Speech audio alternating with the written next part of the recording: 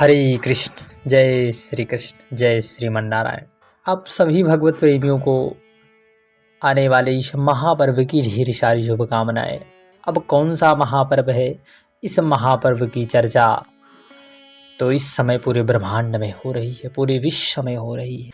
एकादशी यह महापर्व है, महाव्रत है, महापर्व है, क्योंकि इस व्रत के समान कोई दूसरा व्रत भी नहीं है। हमारे शास्त्रों और पुराणों में निर्जला एकादशी, जिसे भीमशैनी एकादशी, जिसे मोक्षदायिनी एकादशी के नाम से जाना जाता है, इस एकादशी की इतनी विशेष महिमा शास्त्रों और पुराणों में बताई गई है कि उसके लिए शब्द ही नहीं है।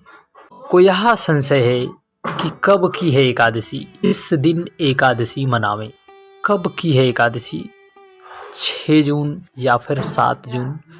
इस बार 2 दिन की एकादशी होने के कारण सभी भक्तगण इस संशय में है कि किस दिन एकादशी का महाव्रत का पालन करें। देखिए, इस दिन इस एकादशी में भगवान श्री हरि नारायण विष्णु की पूजा, साथ ही साथ माँ लक्ष्मी की पूजा भक्तजन बड़े ही प्रसन्नचित भाव से करते हैं। इस व्रत को करने से कई गुना अधिक पुण्य फल की प्राप्ति होती है। कई तरह के जाने अनजाने पापों से हमें मुक्ति भी मिलती है, सुख, समृद्धि, यश, वैभव की प्राप्ति होती है। इस दिन इस व्रत में अपनी जरूरत के हिसाब से जल, वस्त्र, धन, भोजन आदि यथाशक्ति यथा सामर्थ्यता आप दान करें। कब की है एकादशी, 6 जून या 7 जून। जानेंगे क्या शुभ मुहूर्त है, पारण का क्या समय है, हमें कौन कौन सी गलती नहीं करना है, पानी कब कब पीना है कि नहीं, इन सब की चर्चा आज इस वीडियो में करने वाले हैं।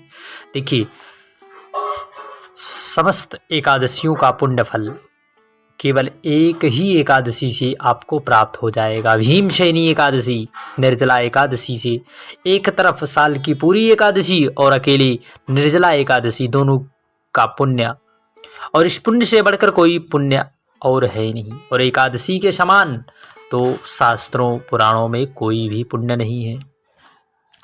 इसलिए इस व्रत को सभी भगवत प्रेमी अवश्य करें।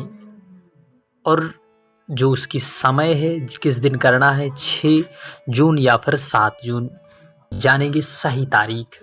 देखिए, एकादशी का अलग अलग महत्व है। सभी एकादशियों का पंचांग के अनुसार हर माह में शुक्ल पक्ष और कृष्ण पक्ष की एक एक एकादशी पड़ती है, और हर एक का अपना अपना अलग महत्व है, अलग अलग महत्व है, और अपना अलग अलग फल भी है।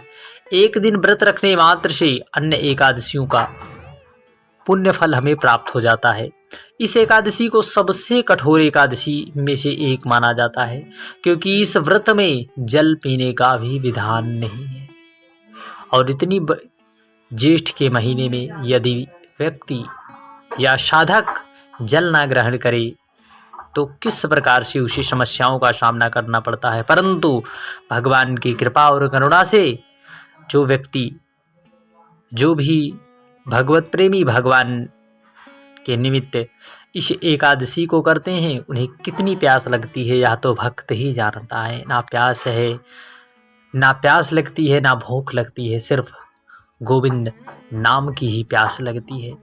इसलिए सभी भक्तजन इस दिन नाम जब जितना हो सके उतना करें। तो आइए जानते हैं तारीख क्या है। देखिए, एकादशी की शुरुआत 6 जून से ही एकादशी प्रारंभ हो जाएगी, जो कि 6 जून को रात 2:15। देखिए, तो रात्रि 2:15 पर आरंभ होगी और 7 जून को सुबह 4:47 पर समाप्त हो जाएगी। 7 जून को सुबह 4:47 पर समाप्त हो जाएगी। ऐसे में उदया तिथि के आधार पर एकादशी का व्रत आप 6 जून को भी रख सकते हैं और 7 जून को भी रख सकते हैं।